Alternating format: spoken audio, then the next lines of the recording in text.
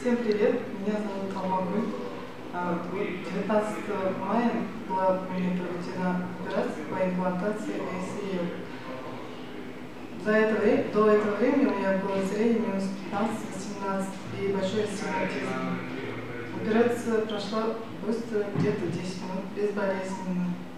После операции чувствовала себя хорошо, боли никакой не было.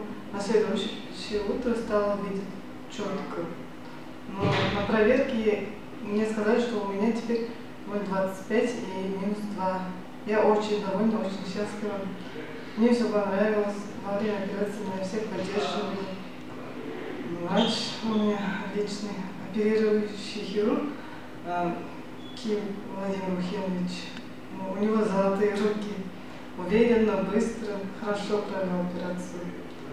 Результатом вполне довольна. Спасибо клинике Астана Беженцы и моему врачу Тену Александру Игоревичу.